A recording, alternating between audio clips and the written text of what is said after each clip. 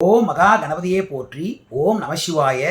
இந்த பதிவில் நம்ம சிவானுபூதி என்றால் என்ன, அதனுடைய உட்பொருள் என்ன, அதை அடைந்த ஞானிகளுடைய அந்த மனோபாவம், அந்த உணர்வு எப்படி இருக்கும், அதை அடைவதற்கு நாம் என்ன செய்ய வேண்டும், இந்த வகையிலே இந்த பதிவு அமைக்கப்பட்டிருக்கிறது.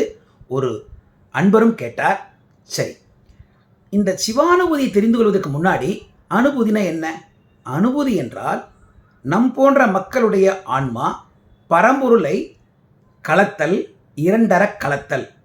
அதாவது நாம் வேறு, சிவம் வேறு, பரம்பொருள் வேறு என்ற நிலை இல்லாமல் இறைவனுடன் இரண்டறக் கலத்தல். நானே சிவன், சிவனே நான். அதாவது நானே நீ, நீயே நான். அந்த நிலையை, அந்த பக்குவ நிலையை நாம் அடைய வேண்டும். அப்படி அடைந்து அவரை கலந்தால் அதற்கு பெயர்தான் அனுபூதி. அந்த பரம்பொருள் ஒருவர் தான். அவர் வெவ்வேறு வடிவங்களில் நமக்காக இருக்கின்றார், நம் மீது இருக்கின்ற கருணையினாலே. அது எல்லோருக்கும் தெரியும். அந்த பரம்பொருளை முருகனாக நினைத்து தியானித்து சேர்ந்தால் அது கந்தர் அனுபூதி. சிவபெருமானாக நினைத்து தியானித்து சேர்ந்தால் அது சிவானுபூதி. சரி, அந்த அனுபூதி நிலையை அடைந்தவர்களுக்கு எப்படி அந்த மனப்பக்குவம் இருக்கும், எப்படி அந்த மனப்பக்குவம் வரும்? சரி, இப்போ இறைவனை நாம் அடைய வேண்டும் என்றால் நமக்கு முதல்ல தேவைப்படுவது உறுதியான பக்தி. அந்த பரம்பொருள் நம் உள்ளத்தில் இருக்கின்றார். நாம் பார்க்கின்ற எல்லா பொருள்களிலும், எல்லா திசைகளிலும், எல்லா உயிர்களிலும் இருக்கின்றார். நாம் இறைவனை இங்கே தேடுவதை விட்டுட்டு நம்ம என்ன செய்கிறோம்? வெளியில் போய் தேடின்னு இருக்கோம். அப்படி தேடி தேடி தேடி அலைந்து ஒரு நிலையிலே நமது மனது கொஞ்சம் பக்குவம் அடைந்து உள்ளே இருக்கின்ற அந்த இறைவனை தேட ஆரம்பிக்கின்றோம். அப்படி இங்கே தேட ஆரம்பிக்கிறோமே, அதுதான் தேடல், இறைவனை தேடல். அப்படி இறைவனை தேட தேட தேட நம்முடைய அன்பு, இறைவன் மீது நாம் செலுத்துகின்ற அந்த கருணை, அன்பு, பற்று என்ன வேணாலும் சொல்லிக்கங்க, அது அதிகரித்து கொண்டே இருக்கும். அந்த அன்பு, நாம் இறைவன் மீது செலுத்துகின்ற அந்த அன்பு அதிகமாக அதிகமாக அதிகமாக பரம்பொருள் நம் மீது அன்பு செலுத்துகிறார் இல்லையா? தேடி சென்று திருந்தடி ஏத்துமின் நாடி வந்து அவர் நம்மை மாட்கொள்வார் இல்லையா? அதே போல அவர் நம் மீது கருணை செலுத்தி நம்முடன் கலப்பார். அப்படி அவர் இங்கே கலந்த போது நமக்கு அந்த மகிழ்ச்சியில் நம்ம இருக்கிறோம். பேரானந்தத்தில் எல்லையற்ற மகிழ்ச்சியில் இருக்கோம். இப்போ நமக்கு என்ன நடந்தது? இறைவன் இங்கே இருக்கின்றார், அவரையே நாம் உறுதியாக வணங்கினோம், அதுவும் நடந்தது. அது மட்டும் இல்லாமல் இறைவன் மீது நாம் செலுத்துகின்ற இங்கே அன்பு, அதே இறைவன் வெளியில் இருப்பதால் வெளியிலும் நாம் அன்பு செலுத்துகின்றோம். ஏன்னா இங்கே இருக்கிற அதே இறைவன் வெளியில் இருக்கின்ற எல்லா உயிரிலும் இருக்கின்றார், எல்லா பொருள்களிலும் இருக்கின்றார். அப்போ இங்கே இருக்கிற இறைவன் மீது அன்பு செலுத்திவிட்டு அங்கே அன்பு செலுத்தாமல் இருக்க முடியுமா? அங்கேயும் நம்ம அன்பு செலுத்துவோம்.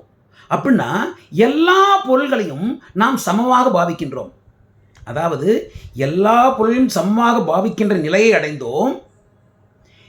சிவமே எல்லாம், சிவமே உறுதியான மெய்ப்பொருள் என்று உறுதியாக நம்புகின்ற அந்த நிலையை அடைந்தோம். அப்பொழுது நாம் சிவத்துடன் கலக்கின்றோம். அப்படி கலக்கும்போது நீயே நான், நானே நீ என்கிற நிலையை நாம் அடைகின்றோம். அப்படி அடைந்து கொஞ்சம் கொஞ்சமாக நம்ம முதிர்ச்சி அடைந்து சிவம் நம்முடன் கலந்ததனால் அந்த மெய்ப்பொருளை நாம் உணர்கின்றோம், அந்த உண்மை பொருளை நாம் உணர்கின்றோம், அந்த ஞானத்தை நாம் அடைகின்றோம். அந்த மயக்கம் தெளிகின்றது. அந்த அறியாமை நம்மை விட்டு முழுவதுமாக விலகிவிட்டது. ஞானத்தின் உச்சத்திற்கு நாம் செல்கின்றோம். அந்த ஞானத்தின் உச்சத்தில் நாம் இருக்கும் பொழுது இறைவனே எல்லாம், சிவபரம்பொருளே எல்லாம் என்று நாம் நினைத்து கொண்டே இருக்கின்றோம். அவனுடைய நினைவிலே நாம் இருக்கின்றோம். ஆகவே நம்மால் சரிவர பேச முடிவதில்லை. அதுதான் மௌன நிலை. அந்த மௌன நிலையை அடைந்தவர்கள், அந்த உச்ச ஞானத்தை பெற்றவர்கள், அந்த ஞானிகள், அந்த ஜீவன் முக்தர்கள் தேவையில்லாமல் வளவலன்னு பேச மாட்டாங்க. எப்போ தேவையோ முக்கியமான தேவைகளுக்கு மட்டுமே அவர்கள் பேசுவார்களே தவிர சாதாரணமாக வளவலன்னு பேச மாட்டாங்க. இப்படி இந்த நிலையை அடைந்த சிவ பக்தர்கள், சிவ ஞானிகள், அந்த ஜீவன் முக்தர்கள், அவர்கள் பல இடங்களில் அந்த நிலையை நம் போன்ற மனிதர்களும் அடைய வேண்டும் என்ற எண்ணத்திலே அதை பதிவு செய்திருக்கின்றார்கள். அது நாமும் அதை படித்து அறிந்து புரிந்து சிவபெருமானை நோக்கி தியானம் செய்து அவரை அடைய வேண்டும், நாமும் அந்த அனுபவ நிலையை அடைய வேண்டும் என்ற அந்த நல்ல எண்ணத்திலே அதிலிருந்து சில விஷயங்களை எடுத்து தொகுத்து இந்த பதிவில் நான் இப்போ கொடுக்குறேன். இதை இப்போது 4 விஷயமாக சொல்ல போகிறேன். இப்போ நம்ம என்ன சொன்னோம்? அந்த மௌன நிலையில் நம்ம அடைவோம்னு சொல்கிறோம். இறைவனை நம் உள்ளத்துள் இருக்கின்ற இந்த இறைவனை அவரை கலந்த பிறகு, நாம் உச்ச ஞானம் கிடைத்த பிறகு, மெய்ஞானம் அடைந்த பிறகு மௌனத்தை அடைகின்றோம். இதை தாயுமானவர் சொல்றார், பெற்றார் அனுபூதி பேசாத மௌன நிலை. அனுபூதி பெற்றவர் என்ன கிடைக்குது அவங்களுக்கு? பேசாத மௌன நிலை, பேச்சு வராது மௌன நிலையை அடைந்தார்கள். கற்றார் உனை பிரியார் கண்டாய் பராபரமே. அந்த நிலை அடைந்தவர்கள் பரம்பொருளிலிருந்து சிவபெருமானிலிருந்து பிரியவே மாட்டார்கள். சிவனே கதி. அந்த நிலையை அந்த எண்ணத்திலேயே இருப்பார்கள். அதுதான் பெற்றார் அனுபூதி பேசாத மௌன நிலை, கற்றார் உனை பிரியார் கண்டாய் பராபரமே என்றார். அவரே இன்னொரு பாடலில் சொல்றார், முக்திக்கு வித்தான மோன கரும்பு வழி தித்தித்திட விளைந்த தேனே பராபரமேங்கிறார். அதாவது இங்க அந்த அனுபூதி நிலையை நம்ம அடையிறோமே, அதுதான் முக்திக்கு வழி, முக்திக்கு வித்து. அதன் மூலமாக தான் நம்ம மோட்சம் அடைய முடியும், சிவபெருமான் திருவடியில் நாம் சேர முடியும். ஆகவே அனுபூதி நிலையை அடைய வேண்டும் அப்படிங்கிறார். இதை ஔவையார் கொன்றை வேந்தனில் சொல்கிறாங்க. என்ன சொல்கிறாங்க பாருங்க, மோனம் என்பது ஞான வரம்பு. அந்த ஞானத்தை அடைய அடைய நம்ம இப்போ தான் பார்த்தோம், நம்மால் பேச முடிவதில்லை. ஏன்? இறைவனுடைய அந்த எண்ணத்திலே நாம் இருப்போம். தேவைக்கு மட்டுமே முக்கியமான சில விஷயங்கள் இருந்தால் மட்டுமே நாம் பேசுவோம். அந்த மௌன நிலையை நாம் அடைந்து விட்டோம். அதுதான் மோனம் என்பது ஞான வரம்பு. நம்ம எல்லோருமே விநாயகர் அவள் படிச்சிருக்கிறோம். இந்த விநாயகர் அவள் பல பகுதிகள் இருக்குது, தெரிஞ்சிருக்கோம். அதில் ஒரு பகுதி இந்த இறைவனை கலத்தல், இந்த அனுபூதி நிலை தான். அதில் வர ஒரு வரி என்ன சொல்கிறாங்கன்னா, வாக்கும் மனமும் இல்லா மனோலயம். வாக்கு இருக்காது, மனமும் இருக்காது, அப்படின்னா எண்ணமே இருக்காது. ஏன் எண்ணம் இருக்காது? எண்ணம் இருந்தால் தானே பேசுறதுக்கு, அதனால் பேச்சும் இருக்காது. ஏன் எண்ணம் இருக்காது? இறைவனே கதி என்ற உறுதியான எண்ணத்தில் அவனுடன் கலந்து அவனையே நினைத்து அந்த மகிழ்ச்சியில் நாம் இருக்கின்றோம். அப்புறம் எங்க பேச்சு வரும்? அதுதான் வாக்கும் மனமும் இல்லாம நூலைன்றாங்க.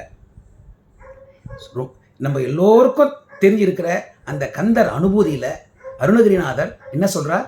சும்மா இரு சொல்லற, பேசாத, சும்மா இரு, மௌனமா இரு, இறைவனை தியானம் செய்.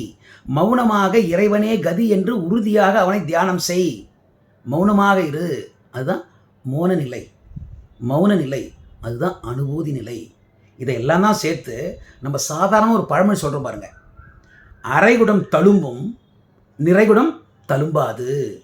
அதே போல் தான் ஞானத்தை முழுமையாக அடைந்த அந்த ஞானிகள், ஜீவன் முக்தர்கள் தேவையில்லாமல் பேச மாட்டாங்க, அவங்க மௌனமாக இருப்பாங்க. சரி, இந்த நிலையை அவங்க எப்படி அடைந்தாங்க? அவங்க அடைந்தது, அந்த அடைகின்ற நிலை, அந்த நேரம் பார்த்தோம்னா, அவங்க தியானம் செய்து பரம்பொருளை, சிவபெருமானை தியானம் செய்து பரம்பொருளை கலந்தார்கள். அந்த கலந்தபோது நான் என்கின்ற இந்த நான் பரம்பொருளுடன் கலந்தவுடனே இந்த நான் அழிந்தது. ஏன்? பரம்பொருள் உள்ள போய் அதில் மறைஞ்சிடுச்சுது. நான் என்பது இல்லை, இப்போ பரம்பொருளாக தானாக நிற்கின்றது. அதுதான் நீயே நான், நானே நீ. தாய்மானவர் சொல்றார், நீயே நான் என்ற நினைப்பும் மறப்பும் அற தாயே அணைய அருள் தந்தாய் பராபரமே. சிவபரம்பொருள் தாயை போல் நமக்கு அருள் செய்தார். எப்படி? நம்முடன் கலந்து சிவமே இங்கு இருக்கிறார். ஆகவே சிவனே நீயே நான், நீ என்னில் கலந்தாய், ஆகவே நானே நீ. அந்த நிலை எனக்கு கொடுத்தாயே சிவபரம்பொருளே, தாயை விட சிறந்தவனேன்னு சொல்றார். ஆக நீயே நான், நானே நீ என்ற நிலை அனுபூதி நிலை. இதுதான் கந்தர் அனுபூதியில் நம்ம பார்க்குறோம். கருதா மறவா நெறின்னு சொல்கிறோம். அனுபூதி நான் என்ன சொல்கிறார்? கருதா மறவா நெறி. கருதா, பரம்பொருள் சிவனை தவிர வேற எதையும் நாம் கருதுவதில்லை, அது கருதா நெறி. மறவா நெறி, சிவபெருமானை மட்டுமே நினைத்துக் கொண்டிருப்போம், வேற எதையும் நாம் நினைக்கவே மாட்டோம். ஆகவே சிவபெருமானை மறவாமல் இருப்போம், அது மறவா நெறி. அதான் கருதா மறவா நெறி. இதை சிவவாக்கியர் சொல்றார், ரொம்ப அழகா சொல்றார். எப்படி சொல்றார் பாருங்க. நானதேது நீயதேது நடுவில் நின்றதேதடா. சிவபரம்பொருளே, நான் என்பது ஏது, நீ என்பது ஏது, நாம் தான் கலந்து விட்டோமே, நமக்கு இடையில என்ன என்ன அழகா சொல்லியிருக்காரு பாருங்க. அது சிவவாக்கியர் சொல்றது. கந்தர் அலங்காரத்தில் ஒரு பாடல் இருக்கு அழகா. யான் தான் என்னும் சொல் இரண்டும் கெட்டால் அன்றி யாவர்க்கும் தோன்றா சத்தியம். இந்த யான் என்ற நானும் தான் என்கின்ற பரம்பொருளும், அதாவது நான் நீ, இந்த இரண்டு சொல்லும் கெட வேண்டும். ஏனென்றில் இது ரெண்டும் கலந்து விடுகின்றன, ஒன்றாகி விடுகின்றன. இது கந்தர் அலங்காரத்தில் சொல்றார் நம்ம அருணகிரிநாதர். ஆக அந்த நிலையில் நாம் எப்போ நம்ம அந்த மௌன நிலை அடைகிறோம்? நீயே நான், நானே நீ என்ற நிலையை அடையும் பொழுது அந்த மௌன நிலையை அடைகின்றோம். அந்த அனுபூதி நிலை நாம் அடைகின்றோம், சிவானுபூதி நிலை அடைகின்றோம்.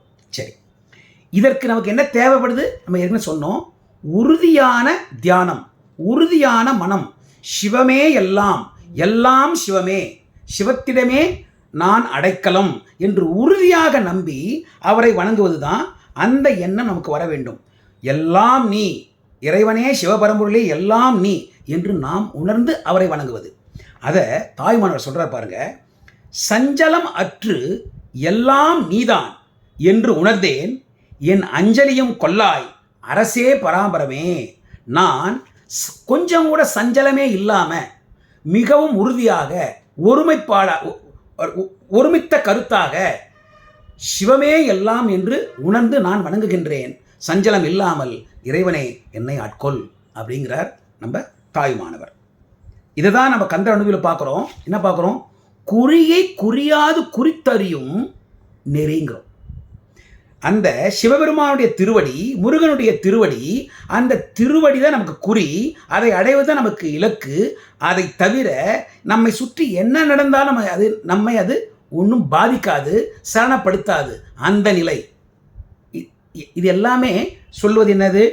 உறுதியாக பரம்பொருளை நினைத்து வணங்கு, அவனே கதி என்று சரணடை, அந்த நிலை. அடுத்தபடியா இந்த நிலையை நாம் அடைய வேண்டும் என்றால் நம்ம என்ன சொன்னோம்? எல்லாவற்றையும் சமமாக பாவிக்க வேண்டும் சொன்னோம் ஆரம்பத்தில். பரம்பொருள் இங்கு இருக்கிறார், சிவன் இங்கு இருக்கின்றார், அவர் மீது நமக்கு அன்பு, ஆகவே அவரை நோக்கி நாம் தியானம் செய்கின்றோம். அதே சிவன், அதே பரம்பொருள் வெளியில் எல்லா உயிரிலும் இருக்கின்றார். இங்கு நாம் அன்பு செலுத்தும் போது அங்கும் அன்பு செலுத்த வேண்டும் இல்லையா? ஆகவே நாம் இங்கும் அன்பு செலுத்துகின்றோம், அங்கும் அன்பு செலுத்துகின்றோம், எல்லாவற்றையும் சமமாக பாவிக்கின்றோம். இதை தான் நம்ம திருமூலர் சொல்றார், அன்பே அன்பும் சிவம் இரண்டென்பார் அறிவிலர்னு சொல்றார். அன்பே சிவம், அன்புதான் சிவம். சிவம் அன்பு இருக்கிற இடத்தில் சிவம் வந்து குடிகொள்ளும். அன்பெனும் பிடியில் அகப்படும் மலையேன்னு சொன்னார் நம்ம ராமலிங்க வள்ளலார். அதுபோல ஆகவே நாம் பார்க்க வேண்டியது அன்பும் சிவமும் இரண்டென்பார் அறிவிலர். அருணகிரிநாதர் முருகக் கடவுளை பலவிதமாக பல இடங்களில் கிருபாகரனே, கருணாகரனே, கிருபை சூசுடரே, அந்த மாதிரி அவருடைய கருணையை வெளிக்காட்டிருக்கின்றார். இதிலிருந்து நம்ம என்ன தெரிஞ்சுக்கிறோம்? பரம்பொருள் எப்படியாப்பட்டவர்? கருணை வடிவானவர், அன்பு வடிவானவர், அன்பே சிவம். அந்த பரம்பொருளை, அந்த சிவத்தை நாம் அடைய வேண்டும் என்றால் நாமும் அன்பின் வடிவாக தான் இருக்கணும். அன்பின் வடிவாக இருக்கிற பரம்பொருளை நாம் அடைய வேண்டும் என்றால் நாமும் அன்பு வடிவமாக இருக்க வேண்டும். அந்த அன்பு வடிவில் நாம் இல்லை என்றால் நாம் அந்த அன்பு வடிவான சிவத்தை அடைய முடியுமா? முடியாது இல்லையா? ஆகவே நாம் அன்பு நெறியில் நடந்து நம்மை பழக்கிக் கொள்ள வேண்டும். அப்படி பழக்கிக் கொள்ளும் பொழுது நாம் எல்லாவற்றையும் சமமாக பாவிப்போம், எல்லாவற்றின் மீதும் நாம் அன்பு செலுத்துவோம். எல்லாவற்றையும் நம்ம அன்பு செலுத்துவதனால் அந்த பரம்பொருள் நம் மீதும் அன்பு செலுத்தும். இதை தான் மாணிக்கவாசகர் சொல்றார். என்ன சொல்றார் மாணிக்கவாசகர்? கற்றாவின் மனம் போலே கசிந்துருக வேண்டுவனே. அந்த பசுங்கண்ணுக்குட்டி எப்படி அம்மாவை தேடி அலைஞ்சி கசிந்து உருகுமோ அதேபோல் நாமும் உருகி பரம்பொருளை தேட வேண்டும். நம்ம திருவருட்பால் சொல்றார், வள்ளலார் என்ன சொல்றார்? ஈன்ற ஆண்கானா இளங்கன்றாய் அளவந்தேங்கும் அன்பர் தம்மை கலந்து கொள்ளும் அமலத்தேவே. இந்த மாதிரி நம்ம அன்பே கதி, சிவமே கதி என்று அன்பு செலுத்தும் போது நம்மிடம் இருக்கின்ற அந்த ஆசைகள் எல்லாம் தூளாகும். இறைவன் நம்மீது அன்பே இங்கு இருக்கும், இறைவன் நம்முடன் கலப்பார். அப்படி கலக்கையிலே நாமும் அந்த அனுபூதி நிலையை அடையலாம், சிவானுபூதி பெறலாம், சிவபதத்தை அடையலாம் என்று சொல்லி ஓம் நம சிவாய. தவறாக உங்கள் கருத்துக்களை அந்த கமெண்ட் செக்ஷனில் பதிவு பண்ணுங்கள். சிவாய நம. எல்லோரும் அனுபவ நிலை அடைவதற்கு அந்த சிவபரம்பொருள் அருள் செய்யட்டும்.